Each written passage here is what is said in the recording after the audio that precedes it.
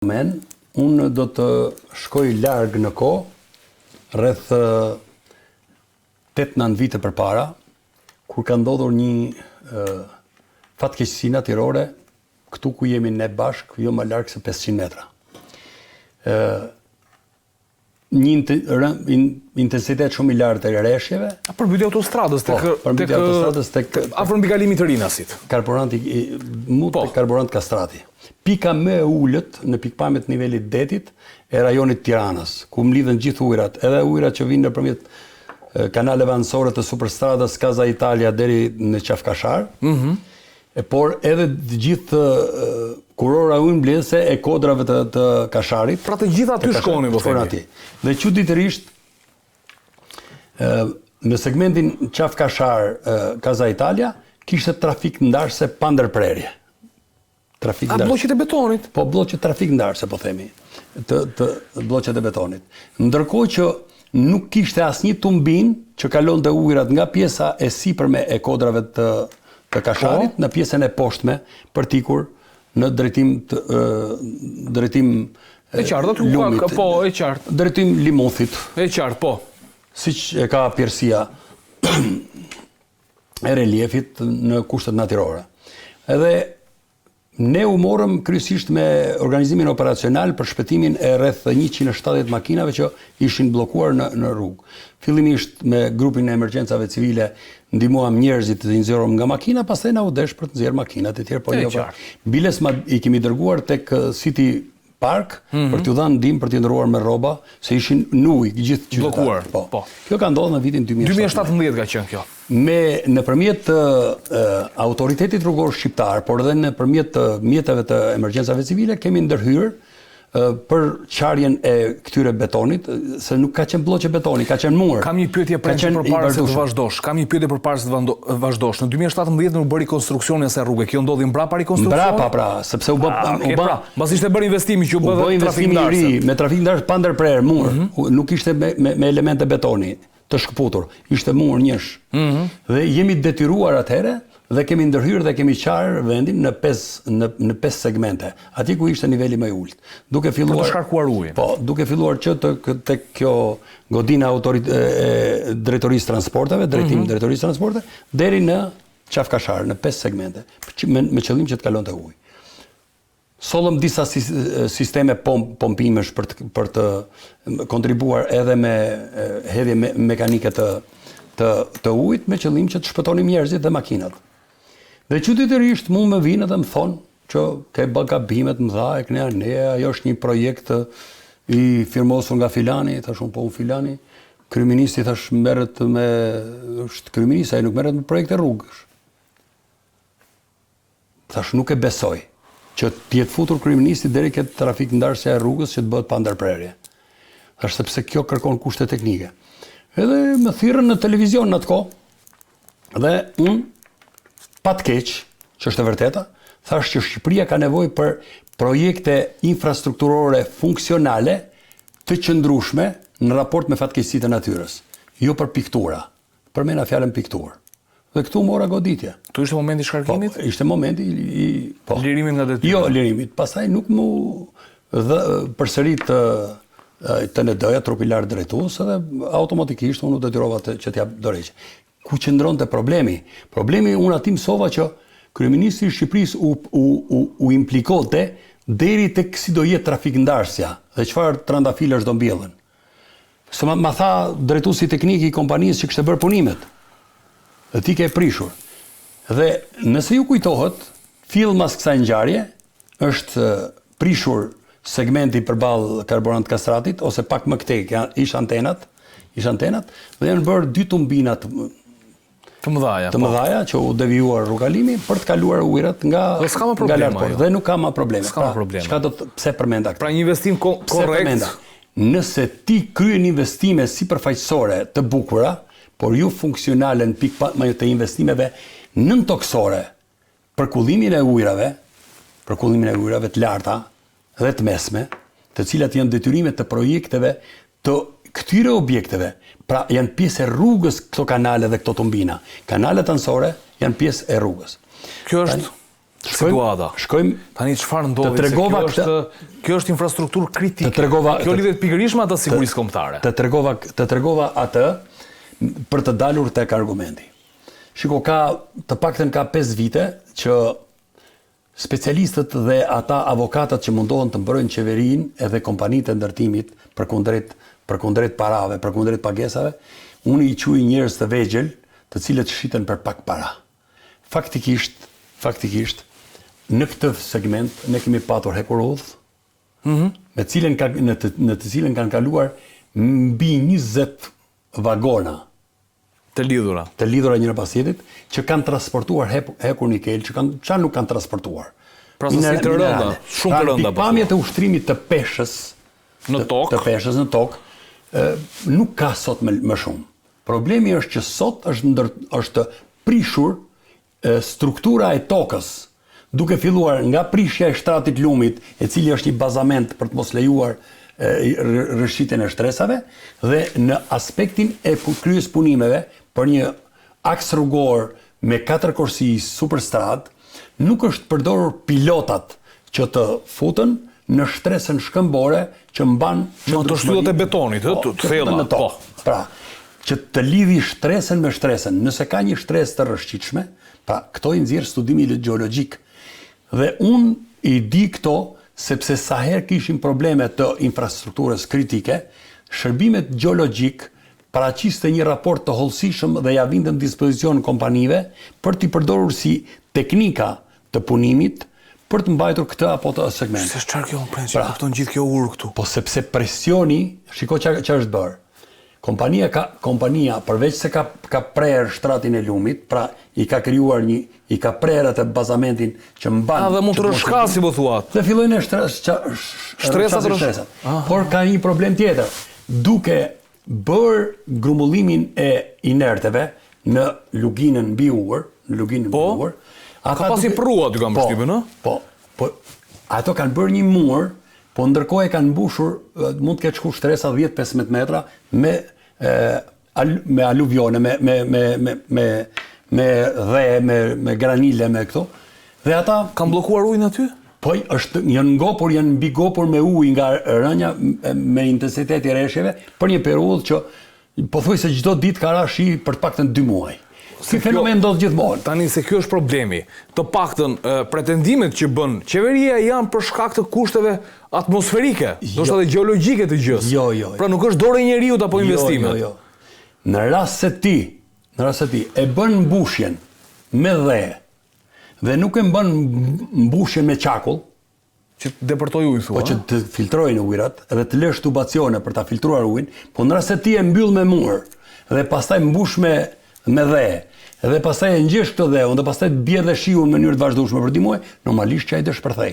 Nëse ti vendos tubat e filtrimit, pra e keni pa disa mure që mban mbajtse dhe shpohen vrima me tuba kauçuku, ata kullojnë ujrat e tepërt. Se në rast se ti e izolon komplet dhe nuk i vendos këto filtrime të skarpatës që ti po e mban me mur apo me beton, normalisht që ai ka për të kputur. Po të shkesh në rrugën e Arbrit, autoriteti rrugor shqiptar, nëpërmjet kompanisë kontraktore, bëri një prit në një prua që është prua, s'është lum. Nuk është si lumi i shkombim, po prua. Prua që vjen nga Morrizi, që zbret poshtë. Dhe brenda natës, atë digën që vendosin këto atë pritën, që e ngritën 5 metra, e kputi proj në mes. Aq fuqi proj. Po sepse mblidhen aluvionet, inertët, ujë dhe rritet presioni. Kur ti nuk ke përdorur pilota me beton dhe hekur, po ke përdorur një prit me protobeton. Tani qeveria pretendon kështu. Ju jepni këtë shpjegim tjetër, Prençi. Tani çfarë ka ndodhur aty? Pse nuk është bërë për shkak me pilota? Atje janë ngërshetuar dy gjëra. 3 fenomene. Spari është prerë dhe është bërë grop në lumin e shkombinit duke i krijuar mundësinë që të rrshqasin shtresat. Pra ajo është heq bazamenti që mbante shtresën e shtrir, po themi tapetin. E qartë. Tapetin e një shtrese, formacioni argjile, po themi. Pra ja ka heq bazamentin e poshtëm. Pra e bën të rrshqisme gjë. E bën që të rrshqas. I krijon mundësi fondi që të lëvizet. Okej. Po lehet kush i dha aty për të gërryer tash, se kjo është e çuditshme. Se kjo që nga shumë e koklavitur. Tu kene kompania që që i jepet koncesioni ose tendri për të bërë rrugën, ajo mendon që është pronar edhe lumit edhe malit mund ta shkërmojë që si doj. Lejet mjedisore dhe lejet e shfrytëzimit, sepse si rregull, inertët ti du t'i prodhojsh vetë në një gurore të licencuar me leje për ta shfrytzuar, por jo në shtrat lumit. Jo për të prish formacion. Zhavorin? Po pse duhet zhavor? Po për betonin.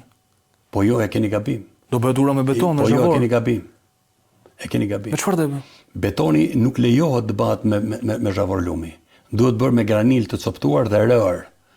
E keni shumë gabim, sepse lumi as përmbushje rrugën nuk lejohet zhavori lumit, sepse ka gurë të rrumullakat që rrëshqasin.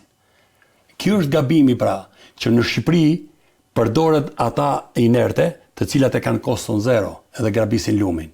Jo, llogaritja. Se po thuaj që po të marrin çakull, ju kam shumë kosto prodhim, s'do marrin do të coptojnë gurin, a do të marrësh edhe copa gurit të mëdhej, do të marrësh edhe çakull 8, 5, 2. Po, mallësi dhe kokrave të. Dhe edhe për prodhimin e betonit. Nuk mund të marrësh për prodhimin e betonit të urës, do të marrësh zhavor lumit. Po që kemi parë ato fatdroma, ç'bën ato fatdromat aty, se po ndërtohet kjo rruga, domethënë nga Elbasani deri në Librazh. Unë po them kështu, Spaku duhet të angazhoj inxhinier dhe specialist të mirëfillt të rrugëve, por edhe inxhinier konstruksionit të cilët duhet të japin detaje për megjithëse i ka projekti ato. Unë jam bindur që i ka projekti. Çfarë duhet përdorur? Po jo zhavor lumi. Një dhe e dyta, nuk mund bësh mbushje ti 10 metra me dhe pa vënë më përpara pilotat ose murin e betonit. I inkastruar në shkëmb. Nuk bëj fjalë për mur sipërfaqësor. Se një ditë të bukur mund të ndodhi që edhe këto murët, po që se nuk janë bërë brenda kritereve dhe standardeve, mundet që një ditë të bukur të palosën në të zënë në makinë poshtë. Shumë rrugë kanë rënë. Kjo është domethënë Qogus qafploç e një pjesë e investimeve të tjera. Unë po të them kaq. Përse nuk ka rënë rruga e Kombit? Terreni më malor i Shqipërisë, i cili në rajonin e Mirditës, të kuptomi drejt, e ka formacionin eroziv. Pra që rrëshqet. Po që rrëshqet, një lloj si që ka rruga e Arbrit në Moris. Pra unë kam bërë shumë herë atë rrugë dhe kur tani që e mendoj, nuk kam parë, me thënë të drejtën. Po përse s'ka ndodhur? Tani unë nuk di ta shpjegoj. Përse? Megjithse nuk mirëmbahet si duhet, ka probleme mirëmbajtja. Okej. Sepse abuzohet, mirëmbajtja e rrugëve abuzohet në gjithë Shqipërinë, në gjithë segmentet. Firmat vetëm morin paratë dhe nuk mirëmbajnë, nuk pastrojnë kanalet e sipërme të rrugës, të cilat ngrumbëllojnë balte, grumullojnë ujë dhe të cilat shërbejnë për degradimin e rrugëve, por gjithsesi domon 2009 kanë kaluar mbi 15 vite që është ndërtuar rruga e Kombit. Nuk ka asnjë segment, nuk ka rrëshqitur asnjë segment. Qoftë edhe një mur mbajtës. Punuan mirë. Vetëm në vitin, mos gaboj, në vitin 2007, në 2007-ën, për shkak të punimeve që pa të kryer një karburant në Betoja, atje në pa të bërë Mali. Edhe atje prandaj në Reps kam përshtypur. Po pra, prandaj ndodhi rrëshqitja. Ndodhi rrëshqitja sepse prehen skarpatin e malit. E prehen shumë për të bërë ndërtime dhe një ditë bukur rrëshqiti mali se ishte prerë skarpata. Pra ishte gabim teknik i kompanisë private që bënte investimin privat për të ndërtuar karburantet dhe siç duket inxhinierët nuk e parashikuan këtë. Mendimi i inxhinierëve gjeolog me sa duket nuk ishte marrë dhe ndodhi ai hataja që doli komplet pika karburantit nga ana e sipër më doli poshtë rrugës. Pra ndodhi rrëshqitja. Po jo e rrugës. Pra nuk ka rrëshqit shtrati rrugës, nuk kanë rrëshqitur muret mbajtëse të rrugës Kombit. 15 vite investim. Çuditërisht, investimet e kohëve të fundit, të 6 viteve të fundit po i marrim, bypassi i Vlorës ka rrëshqitur. Rruga në dalje të tunelit të Llogaras drejtimi i Marës ka rrëshqitur. Tuneli i Skërficës, në hyrje të tunelit të Skërficës ka rrëshqitje, ka probleme. Rruga Korçërsek ka rrëshqitur. Rajnjer Mira jo. Qukës Qafploç ka rrëshqitur në 4 segmente. 4 segmente? Po 4 janë të dhënë transmetuar nga mediat. Unë i kam shkelur në 4 vende të ndryshme. Në 4 vende të ndryshme. Për te asaj çfarë është bërë me projektin, si janë bërë ura, si janë bërë tunela. 20 kilometra rrugë është nuk ajo?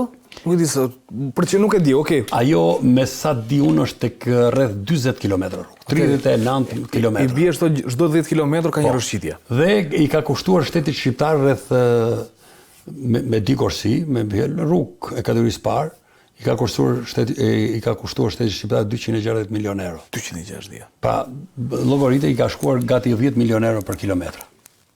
Të paktën 7.5. Dhe sot aktualisht nuk qëndron. Pse nuk qëndron? Çuditërisht traseja që është bërë, pjesa e trasesë që është bërë në vitin 2009-2011 nuk është dëmtuar. Vetëm ajo që është bërë vitet e fundit. Dhe kryeministri i Shqipërisë kur e ka inauguruar, tha, kjo rrugë na shkoi shumë gjatë, sepse projekti ishte bërë keq nga ata më pashmit, na u desh të korrigjojmë projektin dhe na u desh këtu.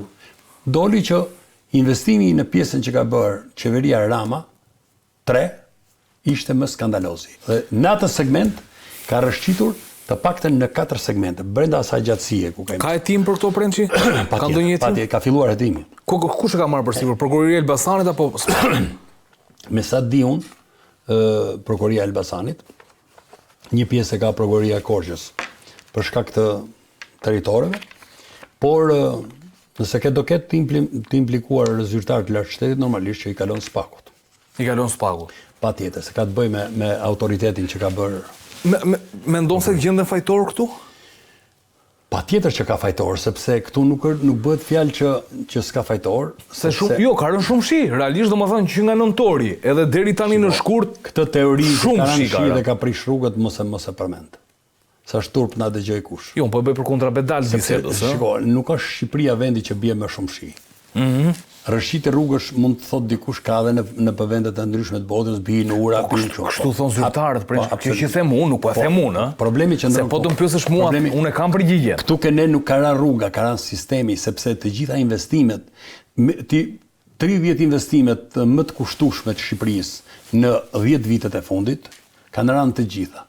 Ma gjej një që s'ka rënë. Ky është korridori 8, është pjesë kritike e infrastrukturës së NATO-s. NATO-ja kërkon, domethënë i duhet kjo rrugë për ta përdorur për çështje të sigurisë, sepse e lidh me Greqinë, është domethënë ku kalojnë transporte pafund. Atëherë NATO çmendon për këtë. Atëherë le ta kërkoj spaku ose prokuroria ekspertizën e NATO-s, sepse NATO ka inxhinierë të mirëfillt. E bën dhe NATO një ekspertizë. Po le ta bëjnë.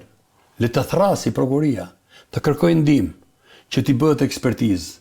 Ka kushtuar kaq, tendri është kaq, na ka ndodhur ky problem. Përse na ka ndodhur?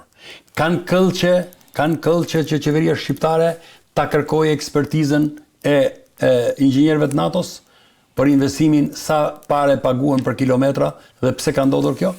Sepse po të vinë ekspertët e NATO-s në mënyrë kategorike do i gjej nga A-ja tek Z-ja në shkelje. Deri tek ajo që the ti përgatitja e betonit me zhavor lumi. Po sa aty kam parë pafundësisht domethënë që vetëm nuk lejohet. Me kushte teknike, të paktën unë që kam folur me inxhinierë, ndoshta më kanë gënjur, po nuk besoj të më kanë gënjur inxhinierët, duhet çakull i bluar. Çakull guri. Për shkak të formacionit që ka çakulli që mba nuk rrëshket, e lidhet dhe nuk ka gur trumbullakët. E kupton? Madje, edhe kur bëhet asfalt, nuk lejohet, është mirë të përdoret kjo. Me çakull, në fakt të asfalti çakull, me çakull. Nuk lejohet të bëhen me gur lum, me gur zalli, me zhavor të përzierë. Jo, në përgjithësi me çakull është. Kjo është të paktën çfarë tani është. Rëra e lumit përdoret vetëm për suva. Për suvatimin. Suvatuar. Por jo në mënyrë kategorike për këto tjerat. Ka mundësi të letë rikuperimi kjo situatë? Çfarë do na kushtojnë shqiptarëve kjo punë, Prençi? Do na kushtoj patjetër. Çdo punim pa cilësi të kushton sepse kërkon ndërhyrje, kërkon shtesë fondësh, por unë këtu dosha të ndalem pak. Nëse vërtet qeveria shqiptare nuk i ka futur duart në thesin e parave të kompanive, por ju ka dhënë vërtet tenderin konform procedurave legjislacionit ligjore, le të kërkoj që kompanitë ta bëjnë me paratë e veta, ta korrigjojnë çdo punim të bërë gabim me parat e kompanive në mënyrë kategorike të mos marrë risk qeveria shqiptare. 0. Dhe e dyta, çdo kompani të cilës i kanë rrëshqitur rrugët, muret mbajtëse, pilotat mbajtëse, murat e skarpatave, cilësia e asfaltit, cilësia e urave të procedohen për të mos patur të drejtë për të konkuruar në